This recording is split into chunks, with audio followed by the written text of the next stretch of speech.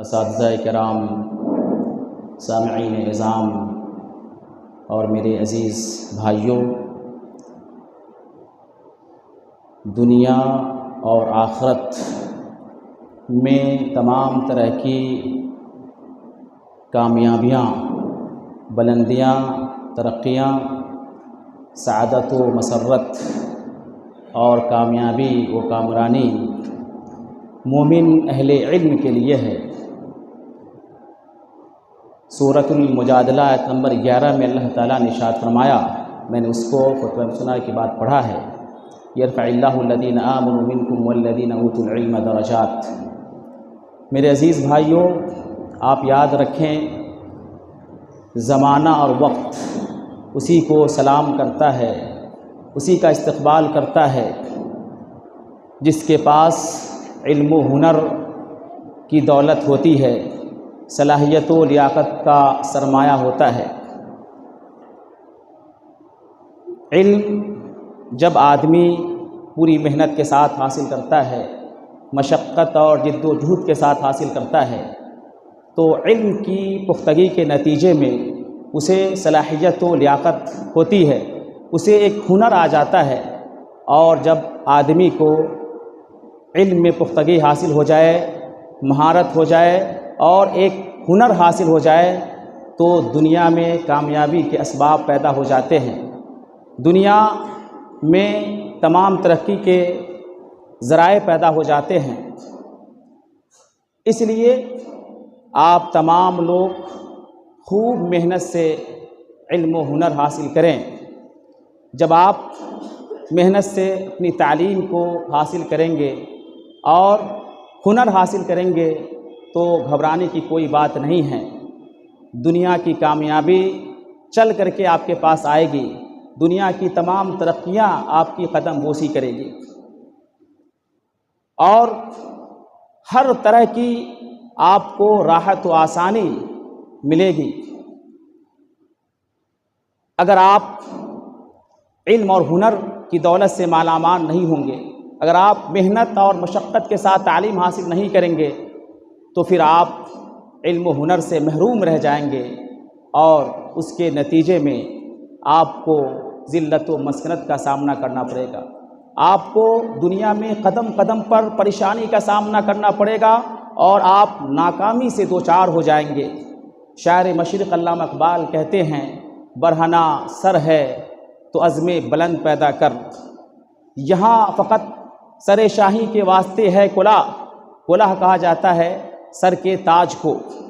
اگر آپ کا سر کھلا ہوا ہے، ننگا ہے، تو کامیابی کا تاج اسی وقت آپ پہن سکتے ہیں جب آپ شاہین صفت انسان بنیں گے، آپ کے اندر بلند ہمت ہوگی، آپ کے اندر مضبوط ارادہ ہوگا اور آپ محنت و مشقت کے ذریعے سے علم و ہنر حاصل کریں گے۔ مسجد نبوی کے مدرس، جامعہ اسلامیہ مدینہ منورہ کے پروفیسر اور عصر حاضر کے ممتاز سلفی عالم دین ڈاکٹر سلیمان بن سلیم اللہ رحیلی حفظہ اللہ اپنی کتاب العلم وسائلہ وثمارہ میں علم و ہنر حاصل کرنے کے اور پختہ علم اور ہنر میں کامیابی حاصل کرنے کے 11 وسائل لکھے ہیں۔ ان 11 وسائل اور ذرائع میں میں چاہتا ہوں کہ آپ کے سامنے 4 اہم وسائل کو بیان کروں، پیش کروں۔ چنانچہ انہوں نے سب سے پہلا وسیلہ جو لکھا ہے وہ ہے الاخلاص، اخلاص نیت۔ اس کا مطلب یہ ہے کہ آپ اپنی نیت کو، اپنے ارادہ کو رضائے الہی اور خشنودی رب کی تلاش و جستجو میں لگا دیں۔ آپ کی زندگی کے جو بھی اعمال ہیں، جو بھی افعال ہیں، تمام امور و معاملات کو، تمام حرکات و سکنات کو آپ اللہ تعالیٰ کی رضا اور خشنودی اور مرضی رب کی طرف موڑ دیں۔ ان تمام چیزوں کا رخ اللہ تعالیٰ کی رضا کی طرف آپ پلٹ دیں۔ آپ اپنی زندگی کے ہر کام سے اللہ تعالیٰ کی رضا چاہیں، اللہ تعالیٰ کی خشنودی چاہیں، اللہ تعالیٰ کی خشنودی کی طلب، چاہت و محبت بڑی مشکل سے حاصل ہوتی ہے. یہ آسان کام نہیں ہے بلکہ بڑا دشوار اور نہایت ہی کٹھن کام ہے. امام سفیان ثوری رحمۃ اللہ علیہ کہتے ہیں ما عالجت شيئا اشد على نفسي من نیتی لانها تتقلب علی.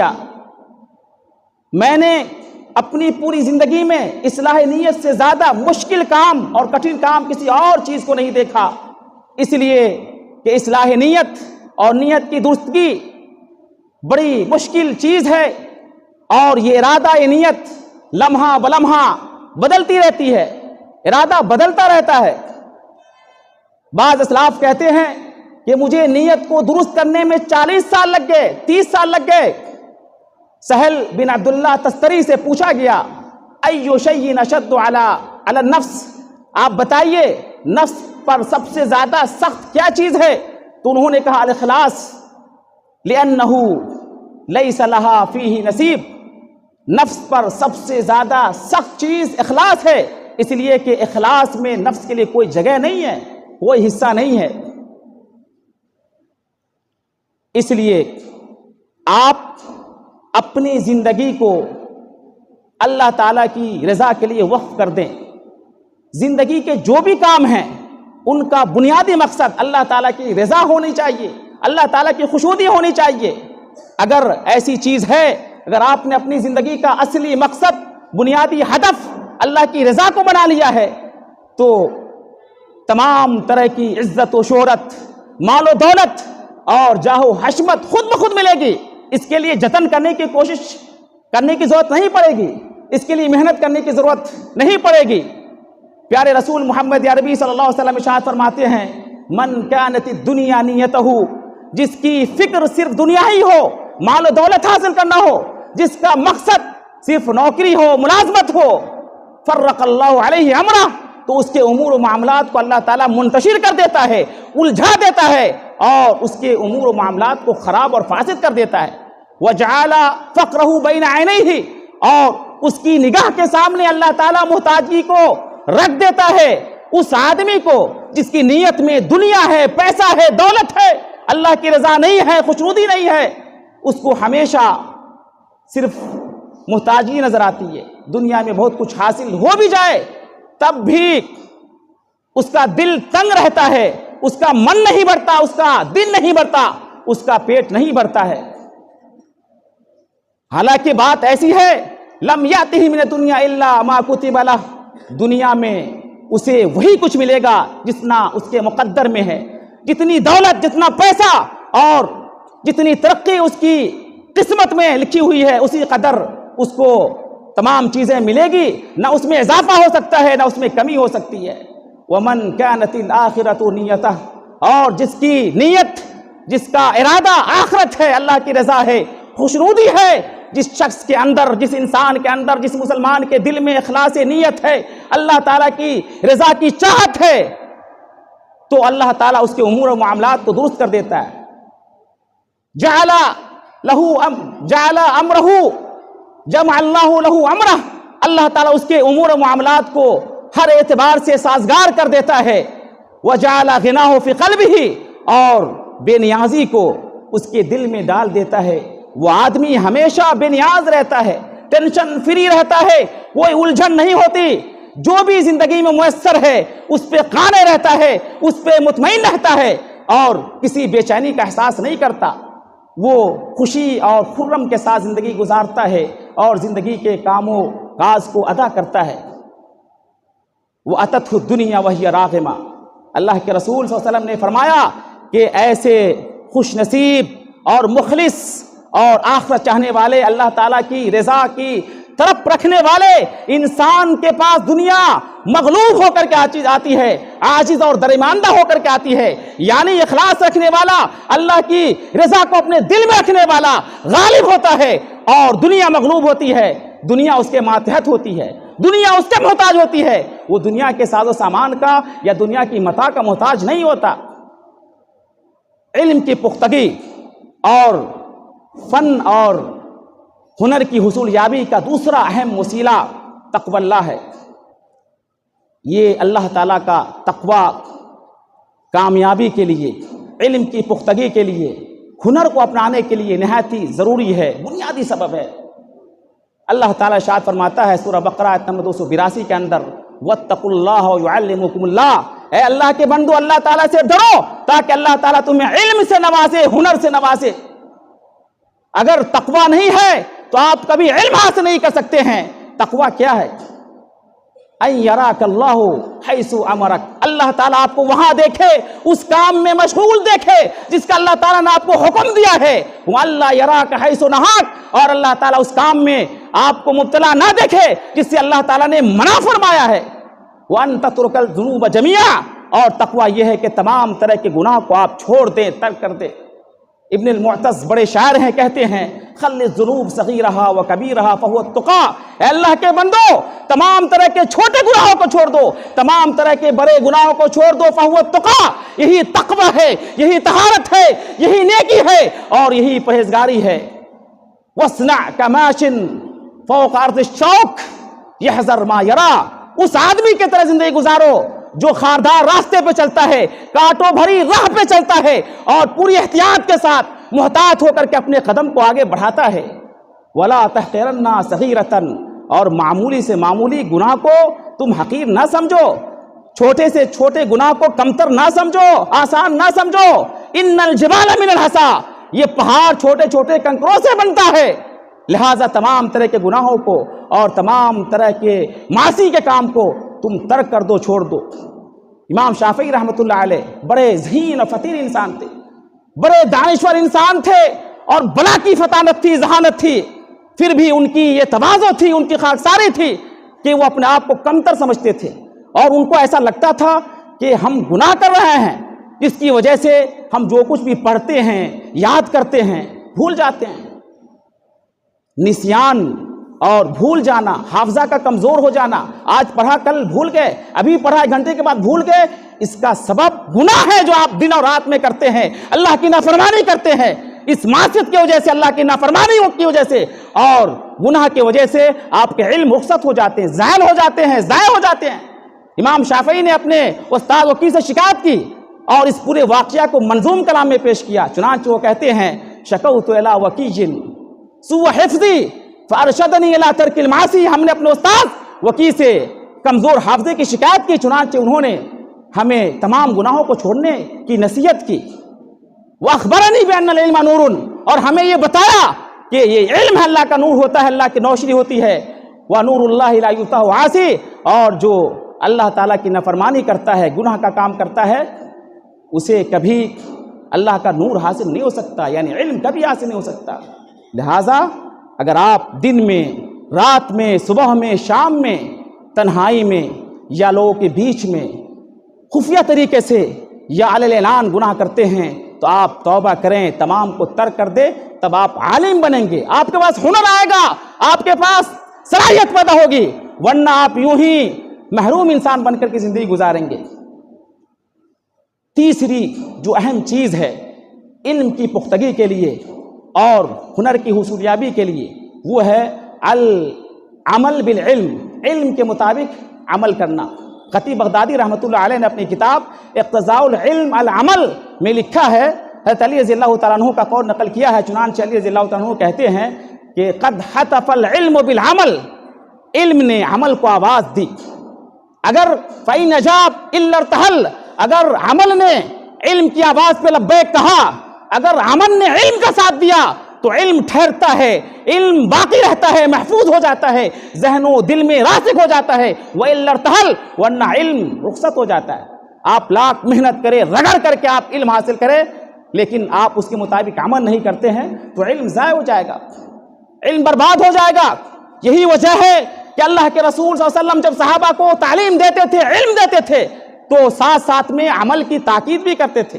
چنانچہ اسلاف لکھتے ہیں فقد كانوا لا يجاوزون 10 آیات من القرآن حتى يتعلموا معناها ويعرفوا معناها ويعملوا بما فيها۔ صحابہ کرام کا یہ معمول تھا کہ 10 آیت سے زیادہ آگے نہیں بڑھتے تھے جب تک کہ 10 آیات کا معنی مفہوم نہ جان لے، اس کے اصل پیغام کو نہ سمجھ لے، اور 10 آیات کے جو احکامات ہوتے تھے، جو پیغامات ہوتے تھے اور جو تقاضے ہوتے تھے، سب سب پر جب تک عمل نہ شروع کر دے تب تک آگے قرآن آیات کو نہ یاد کرتے تھے نہ پڑھتے تھے۔ یہ تھا صحابہ کرام کا معمول۔ چنانچہ مسند احمد کی روایت ہے، صحابہ کہتے ہیں فَقَدْ تَعَلَّمْنَا الْعِلْمَ وَالْعَمَلَ جَمِيعًا، ہم نے اللہ کے رسول صلی اللہ علیہ وسلم سے علم اور عمل ایک ساتھ ساتھ سیکھا ہے۔ اور آپ کا تجربہ خود بتاتا ہے، خود آپ دیکھتے ہیں کہ قرآن کو یاد کرتے ہیں، سورتوں کو یاد کرتے ہیں، آیات کو یاد کرتے ہیں، لیکن مراجعہ نہیں ہوتا۔ آپ نمازوں میں سورتوں کو نہیں پڑھتے ہیں تو آپ سورتوں کو بھول جاتے ہیں، آیات کو بھول جاتے ہیں۔ دعائیں اذکار یاد کرتے ہیں، الگ الگ مقامات ہیں، آپ ان کے مقامات میں دعا کو نہیں پڑھتے، بھول جاتے ہیں۔ بہت ساری حدیثیں ہیں، اگر آپ ان پہ عمل نہیں کرتے بھول جاتے ہیں۔ یہ یاد رکھنے کا بڑا اہم ذریعہ ہے کہ آپ تمام حدیثوں پہ عمل کریں، اس حدیث کا کم سے کم ترجمہ ضرور یاد رہے گا۔ اس لیے آپ عمل کریں، علم باقی رہے گا، محفوظ رہے گا۔ چوتھا اور آخری، علم کی پختگی اور ہنر کے حصول یابی کے لیے جو ہے وہ ہے وضوح الغایہ و تخطیط صحیح، یعنی مقصد کا واضح ہونا۔ آپ کا مشغلہ پیشہ تعلیم ہے، آپ کا مقصد کلیئر ہونا چاہیے، واضح ہونا چاہیے، اور آپ کا منصوبہ سامنے ہونا چاہیے۔ آپ اپنے مقصد کی حصول یابی کے لیے پلاننگ واضح کر لیں۔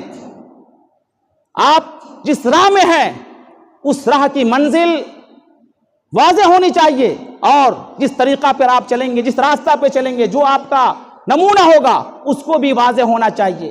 بہت سارے طلبہ ہیں، جب آپ پوچھیں گے کہ ماذا تريدون وماذا تبغون من العلم، تم کیا چاہتے ہو علم سے، تم پڑھ کے کیا کرنا چاہتے ہو، تو کہتے ہیں لا ادری، میں نہیں جانتا۔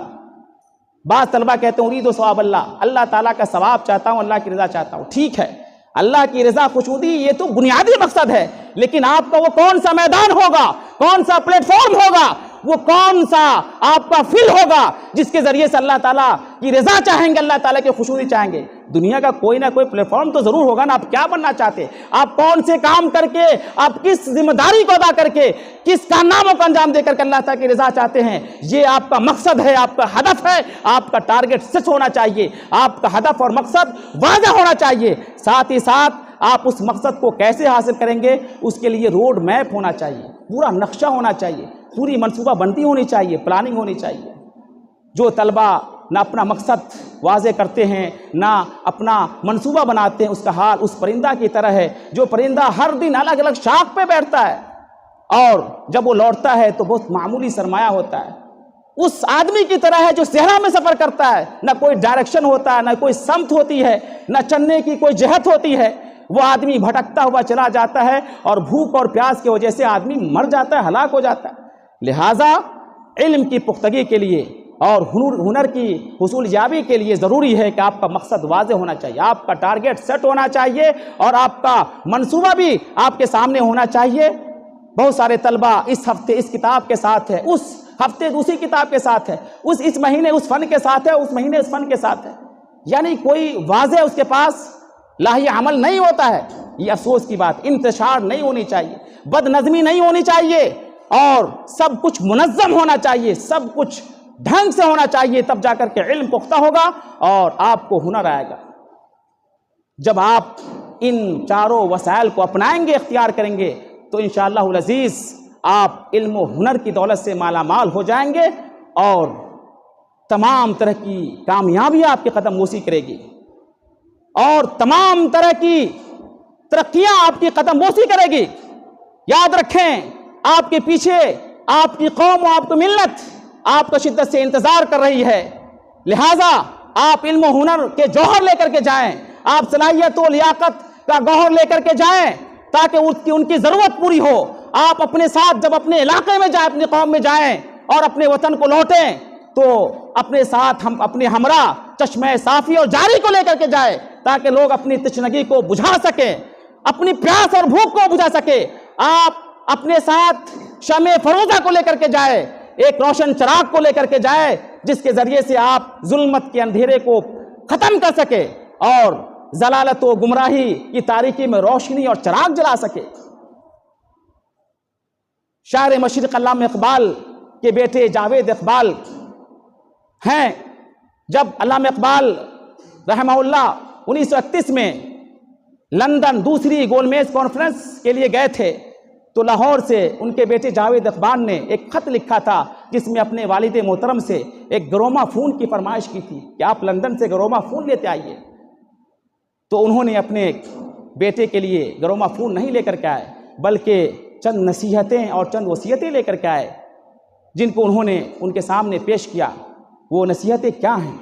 آپ اپنی زندگی کا مقصد دنیا کی رنگینی کو سمجھتے ہیں، دنیا کی یہ معمولی آپ شان و شوکت کو سمجھتے ہیں، دنیا کی رنگینی کو سمجھتے ہیں، اور یہ جو متاع حیات ہے، جو فتنے ہیں، آپ ان کو اپنی زندگی کا مقصد سمجھتے ہیں؟ آپ کا مشن کچھ اور ہے، آپ کا ہدف اعلیٰ ہے اور آپ کا مقصد نہایت ہی بلند ہے. آپ اپنے مقصد کو سمجھیے، اپنی حیثیت کو سمجھیے. چنانچہ علامہ اقبال اپنے بیٹے کو نصیحت کرتے ہوئے کہتے ہیں اور تمام نوجوانوں کو، تمام پڑھنے والے نئی نسل کو سمجھاتے ہوئے کہتے ہیں، دیار عشق میں اپنا مقام پیدا کر، دیار عشق میں اپنا مقام پیدا کر، نیا زمانہ، نئے صبح و شام پیدا کر. خدا اگر دلے فطرت شناس دے تجھ کو، سکوت لالا و گل سے کلام پیدا کر. اٹھا نہ شیشہ گرانے فرنگ کے حساں، سفال ہند سے مینا و جام پیدا کر. میرا طریق امیری نہیں فقیری ہے، خودی نہ بیچ غریبی میں نام پیدا کر. اسی مہینے 2015 میں، آج سے 10 سال پہلے، جب ہم لوگ جامعہ اسلامیہ مدینہ منورہ میں تھے تو اردو دنیا کے مشہور خطیب، آپ لوگ اچھی طرح سے واقف ہیں، ڈاکٹر سید معراج ربانی حفظہ اللہ، وہ ہم لوگ کے بیچ آئے تھے اور انہوں نے کافی اچھی نصیحتیں کی تھی اور کہا تھا کہ آپ خوب سے خوب محنت کیجئے اور علم و ہنر کو حاصل کیجئے. دنیا آپ کے انتظار میں ہے، اغیار آپ کے پیچھے پڑے ہوئے ہیں، دشمنان آپ کے دین کو اور آپ کی ملت کو ختم کرنے کی سازش رچ رہی ہے. لہٰذا آپ یاس و قنوطیت اور ناامیدی کو، آپ مایوسی کو چھوڑ دیجئے اور مضبوط ارادے کے ساتھ، بلند ہمتی کے ساتھ اور پختہ حوصلوں کے ساتھ آپ آگے بڑھیے اور تعمیر و اصلاح کا کام کیجئے، دعوت و تبلیغ کا کام کیجئے.